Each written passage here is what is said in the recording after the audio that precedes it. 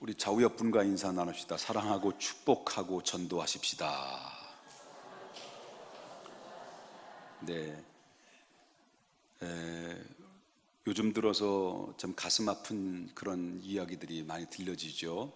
특별히 존경을 받아야 되고, 그리고 정말 영적인 측면에서 의지를 해야 될 영적 지도자들이 성 스캔들로 인해서 또 사회에 물의를 일으키고 도덕적인 문제가 리더십의 파괴가 돼서 한국 교회의 목회자는 명예가 땅에 떨어지는 그런 아픔들이 계속해서 산발적으로 일어날 때마다 같은 목회자로서 마음이 아프고 그 슬픔에 젖지 않을 수가 없는 상황에 이르게 됩니다. 이것은 바로 말세 현상이라고 말하기도 합니다.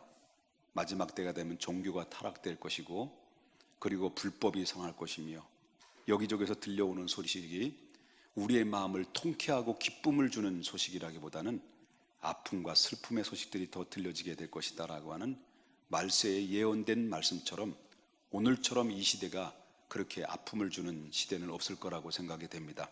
특별히 정말 영적으로 의지해야 될 대상인 목회자들이 또한 도덕적인 윤리로 또 상실감에 빠져 있는 성도들도 있다라고 하는 것을 보면서 참 가슴이 아픈 가운데 있었죠.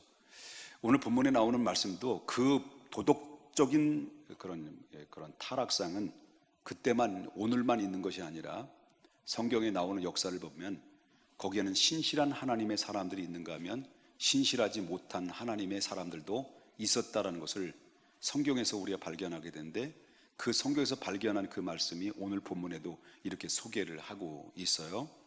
뭐라고 나오냐면 오늘 소개하고 있는 내용 중에서 엘리의 아들들은 행실이 나빠 여호와를 알지 못하더라, 이렇게 말이 나와요. 근데 이 엘리의 아들들은 이름은 뭐라고 말하냐면 홈리와 비느하스입니다. 오늘날 쉽게 말한다고 한다면 엘리의 아버지, 다시 말하는 홈리와 비느하스의 아버지는 엘리 제사장입니다. 그때 제사장은 아버지가 제사장이면 그 아들이 제사장이에요. 그 아들은 어쩔 수 없이 제사장이 되는 거예요. 그래서 아버지가 죽으면 그 대를 이어서 아버지를 대신해서 제사장이 되는 것이 그 아들들인데, 여기서 두 아들들이 등장이 되는 것이 바로 아버지를 대신해서 제사장의 업무를 감당하는 그런 사람들이 이 엘리의 두 아들들이라고 볼 수 있습니다. 그런데 여기에서는 이 두 사람과 또 한 사람의 인물이 등장이 돼요. 좀 더 깊이 들어가다 보면 여기 엘리의 두 아들 홈리와 비느하스가 등장이 되지만은 또 한 사람의 등장되는 인물이 누구냐면 사무엘이라고 하는 어린 소년입니다. 그런데 이 두 종류의 사람 중에서 이 엘리의 두 아들들과 사무엘은 아주 극명하게 대조를 이루고 있는 것을 오늘 성경에서 발견할 수가 있다라고 하는 거예요. 철저하게 겉사람의 육신적인 삶을 추구하는 엘리의 두 아들들과 철저하게 속사람의 영적인 삶을 추구하는 한 사람인 소년인 사무엘이 등장이 되죠.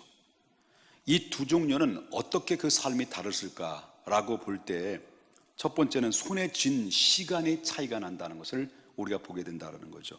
이 본문에 보게 되면 엘리의 두 아들들은 세상이 자기 것인 것처럼 활개를 치고 있다는 거죠.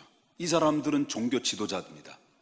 백성들을 대신해서 중재자 역할을 해서 백성들을 대신해서 제사를 드려줘야 될 가장 중요한 위치인데도 불구하고 많은 존경을 받습니다. 많은 백성들이 그를 따릅니다. 그 백성들이 그를 의존합니다. 그런데 이렇게 의존하는 그런 가운데 있다 보니까 너무 많은 것을 소유하고 많은 것을 갖다 보니까 이 재물이 자기의 모든 소유하고 있던 모든 재물들이 자기 마음껏 제 것인 것처럼 회막에서 이 모든 것을 자기 마음대로 떡 주물르듯이 주물러 버리는 그런 모습들을 보게 되고, 하나님이 버전히 보고 계시는데도 불구하고 회막에서 수종 들고 있는 여인들과 마음 놓고 동침하는, 소위 말한다면 성추행을 하고 있는 이런 상황들이 이루어지고 있었다라고 하는 거죠. 그때의 모든 도덕성이나 오늘날 도덕성은 다를 바가 없는 상황이었다라고 하는 것입니다. 이처럼 자기 마음대로 활개치고 다녀도 뚜렷한 제지를 하는 사람이 없었습니다. 아버지가 그 환경, 그 상황을 보면서도 불구하고 너 왜 그러냐라고 한마디만 했지, 남들이 보니까 좀 눈치껏 좀 죄져라 이렇게 했다는 거예요. 눈 감아주고, 적당히 눈 감아주고 적당히 그냥 넘겨주는 이런 모습들을 보게 되는 거죠. 자녀는 3살적 버릇이 80까지 간다는 속담이 맞는 것 같습니다. 어렸을 때부터 바로 신앙의 교육을 똑바로 지키지 않고, 똑바로 신앙 교육을 지키지 않으면 이 아이들은 나중에 커서는 걷잡을 수 없이 돌아올 수 없고 하나님을 모르는 다음 세대가 아니라 다른 세대로 바뀌어질 가능성이 높다라고 하는 것을 보게 되죠. 엘리는 바로 그거였습니다. 엘리는 적당히 좀 해라, 그러면 못 쓴다, 이렇게 해서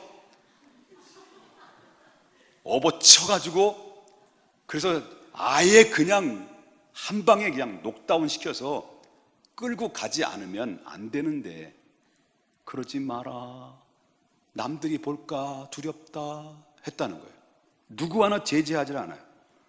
그러니까 이 엘리의 두 아들 홈리와 비느하스는 기고만장해서 모든 전제가, 모든 세계가 자기 것처럼 생각하고 있는 거죠. 그래서 이 사람들은 마음 놓고 활개치고 다녀도 뚜렷한 제지를 하는 사람이 없다 보니까 겉으로 볼 때는 이 사람들은 화려해 보여요. 그러나 그들에게 현재라고 하는 시간만 화려할 뿐이지 그들의 미래는 암담할 뿐이다라고 하는 겁니다. 그래서 하나님이 그들을 보시면서 어떻게 할까요? 자, 우리가 꼭 기억해야 될 게 있어요.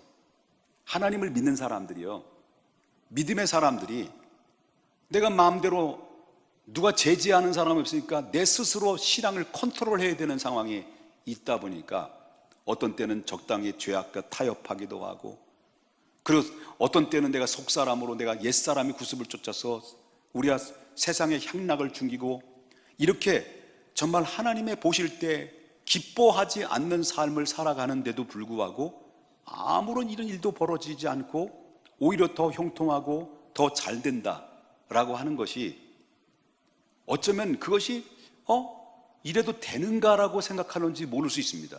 이것을 적당히 나의 삶을 합리화시켜서 결국 그냥 이렇게 살아도 되나 보다 라고 이 영적인 불감증에 걸려서 사로잡혀 살아가는 사람들도 있습니다. 그런데 한 가지 기억해야 됩니다. 하나님이 보고 있다는 겁니다. 하나님이 알고 있다는 겁니다. 하나님이 기억하고 있다는 겁니다. 그래서 하나님이 그 엘리의 아들 홈리와 비느하스를 어떻게 하기로 결정하신 거예요? 참다 기다리다 하나님이 보시고 기억해 두셨다가 참다 기다리다가, 여러분 25절에 보면 뭐라고 나와요? 한번 25절을 보겠습니다. 사람이 사람에게 범죄하면 하나님이 심판하리와 만일 사람이 여호와께 범죄하면 누가 그를 위하여 간구하겠느냐 하되 그들이 자기의 아버지의 말을 듣지 아니했으니 이는 여호와께서 그들을 어떻게 하기로요? 죽이기로 뜻하셨습니다. 그들은 오직 현재라는 시간만 손에 쥐고 있어요. 하나님이 그들의 범죄를 바라보시면서 적당히 타협하고 적당히 죄를 져도 아무런 일이 벌어지지 않을까, 내 마음대로 살자, 그렇게 죄악으로 활개치는 그 모습들을 하나님이 보셨다가 나중에 하나님께서 어떻게 뜻을 정했다는 거죠? 이들을 죽이기로 뜻을 정했다라고 하는 거예요. 반대로 사무엘이 나오죠. 사무엘은 소박합니다. 그의 옷은 화려한 옷을 입지 않았어요. 흰 세마포와 그냥 에봇, 그것을 걸쳐 입고 집에서도 가지도 못하고 하나님께 드렸기 때문에 자기 집 한나가 있는 어머니나 엘가나의 아버지 집에 자기 형제들이 살고 있는 집으로 들어가지도 않고 하나님의 집에서 열심히 하나님을 섬길 뿐이었습니다. 그래서 여러분 18절에 보면은 사무엘은 어렸을 때 세마포 에봇을 입고 여호와의 앞에서 섬겼다라고 그랬습니다. 섬겼더라. 여러분 현재라는 시간은 그의 편이 아닌 것 같아요. 그러나 26절에 보니까 현재의 시간은 그 사무엘의 편이 아닌 것 같지만 26절에 보니까 이에 사무엘이 점점 자라면서 어땠다는 거예요? 여호와 앞에, 사람들 앞에. 누구 앞에? 여호와 하나님 앞에. 그 다음에 누구 앞에요? 사람들 앞에 은총을 더 받더라라고 그랬습니다. 사무엘은 시간이 가면 갈수록 하나님의 사람 앞에, 하나님과 사람들 앞에 더욱더 은총을 받는 자가 됐다라고 하는 것이죠. 여러분 믿습니까? 그러니까 그는 현재의 시간은 소유하지 못한 것 같지만은 그의 소유하는 보장된 시간은 바로 뭐예요? 미래의 시간이에요. 현재는 보잘것없고 인정받지 못한 것 같지만 그는 여호와 앞에 하나님을 섬기고 하나님을 바라볼 때 그의 미래는 하나님께서 보장된 미래를 얻게 되는 상황에 이르게 되는 거죠.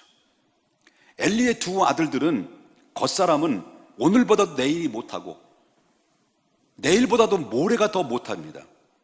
그래서 그들의 시간은 점점 가면 갈수록 절망의 길로 접어들게 되고 삶 앞으로 자기가 죽을지도 모르는 상황인데도 불구하고 지금 기고만장하여서 교만해서 허우적거리는 사람이 누구입니까? 엘리의 두 아들들입니다.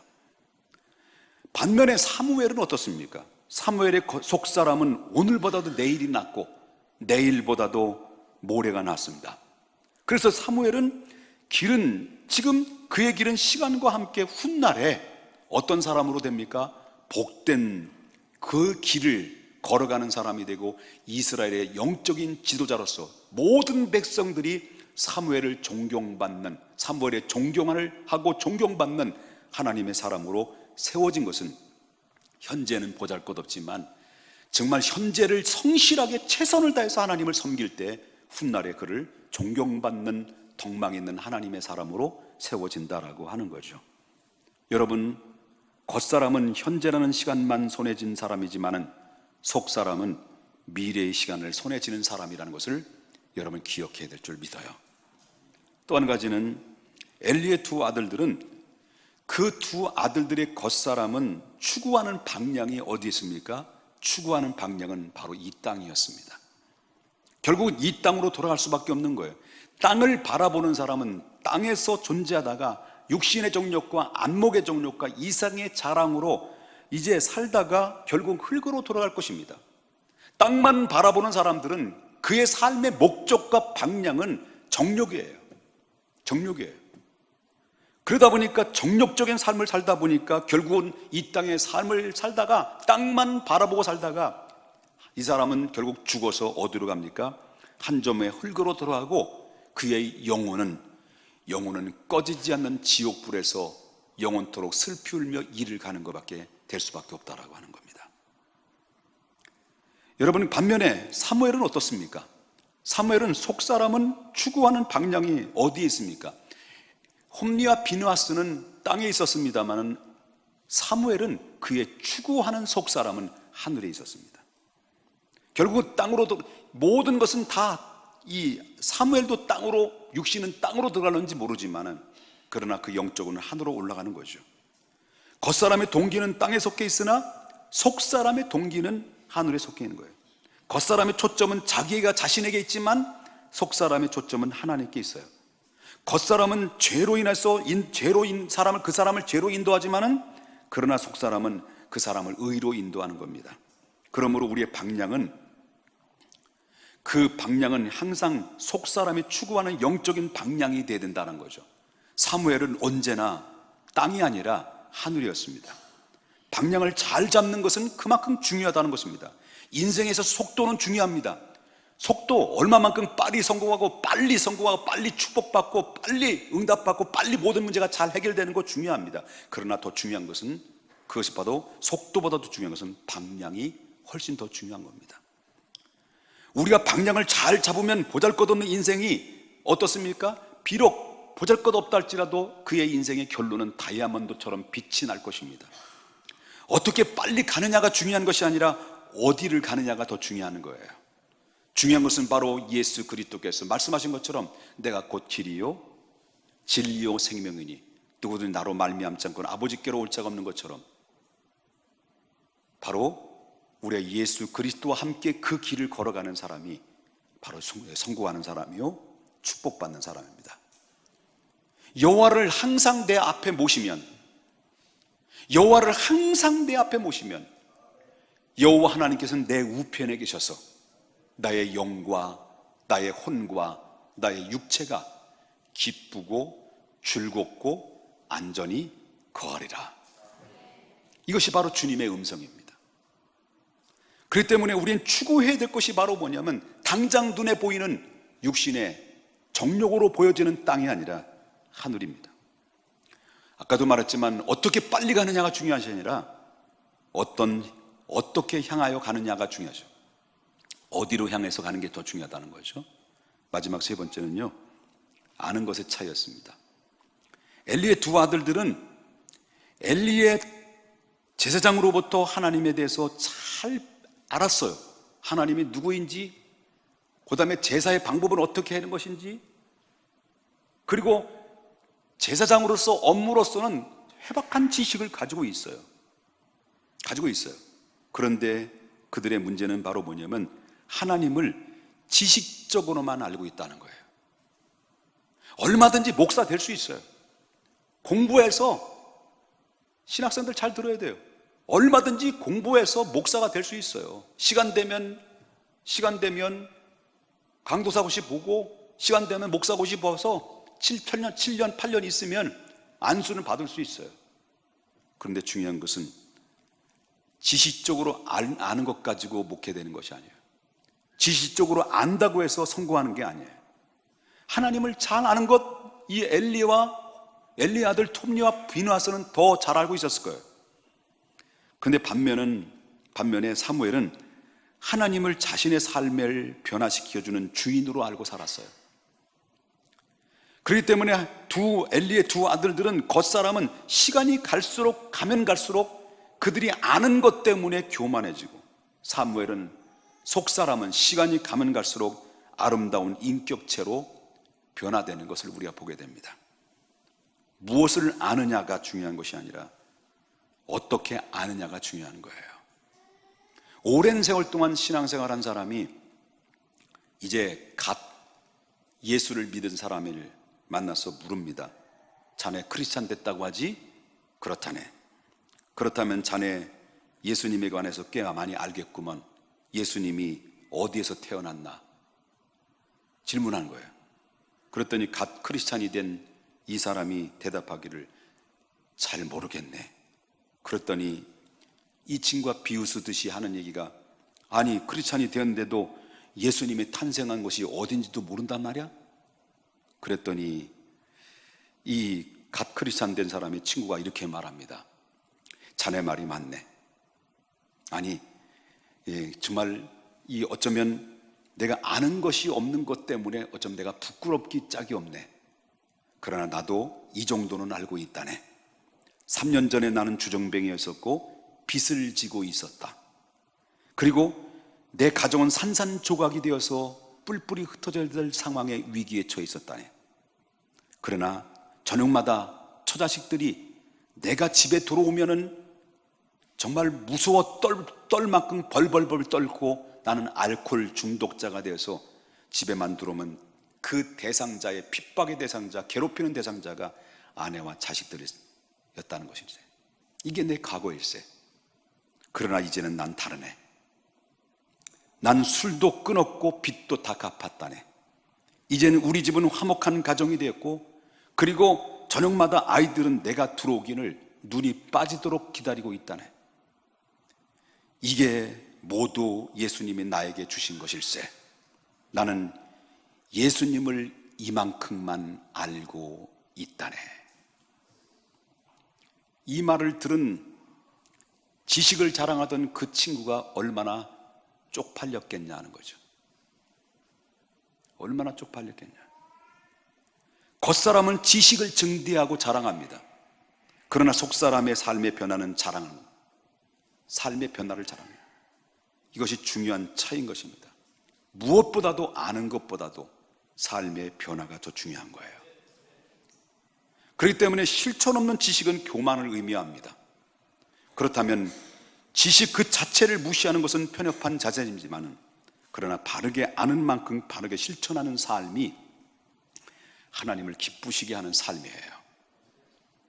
여러분, 말씀을 아는 것도 중요합니다. 문제를 만났을 때 그 문제는 좋은 문제도 있고 나쁜 문제도 있을 겁니다. 여러분에는 좋은 소식도 들려질 수도 있고 충격받을 만한 사건이 여러분 안에도 들려질 것입니다. 내 삶에 위협을 받는 생명의 위협을 받을 상황도 있을 것이고 내 삶의 주변에는 어떤 예상치 않는 그런 축복이 열매가 가득 찰 수도 있습니다. 내가 기쁘든지 아니면 슬픈 일을 만났든지 기쁜 일을 만났든지 우리는 이걸 물어봐야 됩니다. 왜? 라는 물을 말해야 돼요. 왜? 하나님 왜 이렇게 축복해 주셨습니까? 무엇 때문에 축복하셨습니까?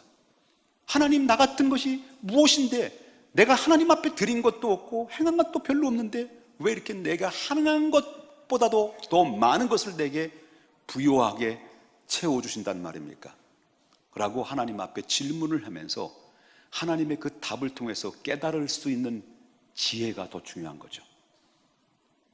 그리고 또한 이 사건을 만납니다. 하나님 왜 내가 이런 어려운 문제를 만났습니까? 왜 이런 문제를 만났을까요? 혹시 나의 문제가 뭡니까? 나의 죄 때문에 그렇습니까? 내가 깨달아야 될 점이 무엇입니까?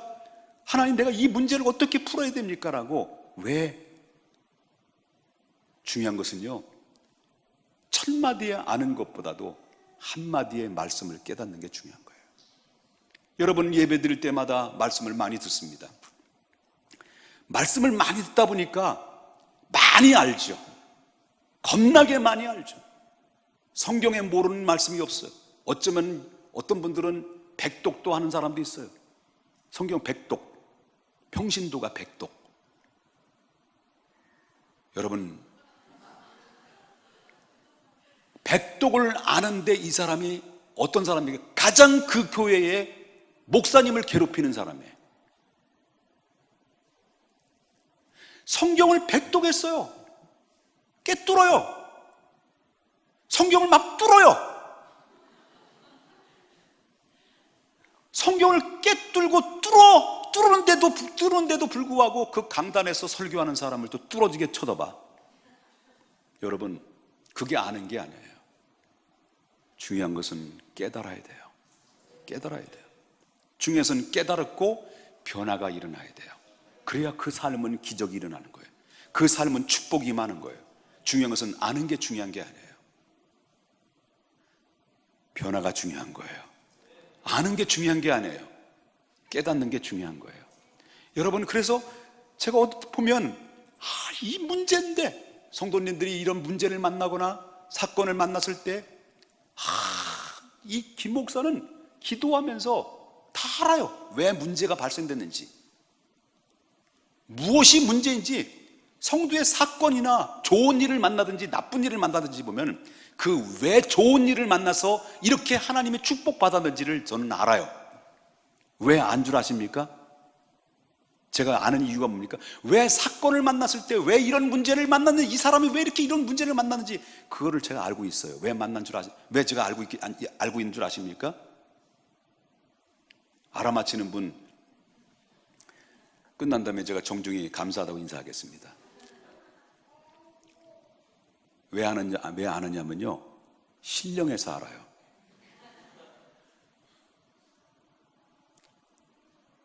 저는 알아요. 근데 사람들은 그 대상자는 잘 몰라요. 왜 저렇게 모를까? 왜 저렇게 모를까? 왜 저렇게 깨닫지 못할까? 그래서 하나님 저의 눈을 열어 주의 귀한 법을 보게 해 주시옵소서. 저를 판단력을 주시고 그 원인이 무엇인가를 알게 해주시고 왜 축복받았는지 그 축복의 원리를 받아서 더 축복을 받을 수 있도록 허락해 주시고, 문제를 만났을 때 왜 문제를 만났는지 그 문제를 알고 그 문제의 원인을 분석해서 그것을 회개할 것 회개하고 정리할 것 정리해서 새로운 변화의 새로운 패러다임으로 다시 한번 바꿔서 정말 하나님 앞에 새롭게 거듭날 수 있기를 원합니다라고 저는 그렇게 원하는데 답답하죠. 제가 답답한데 그 어르신은 얼마나 답답할까요? 옆에 분 인사합시다. 답답해요. 당신이. 기도하겠습니다. 거룩하신 하나님, 감사합니다. 우리가 많이 가졌다는 것 얼마나 축복입니까?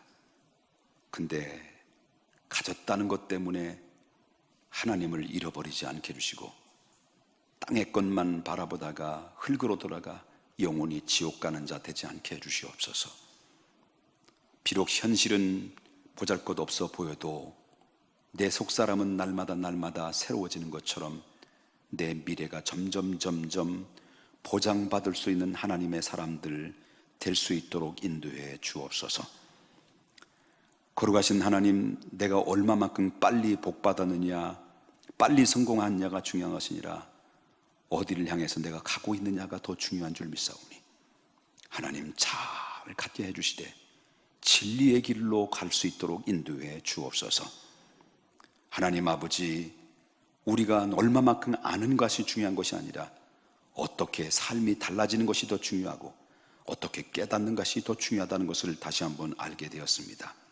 깨닫게 해주시고 달라지는 삶이 될 수 있도록 인도해 주시옵소서. 예수님의 거룩하신 이름으로 기도 올려옵나이다.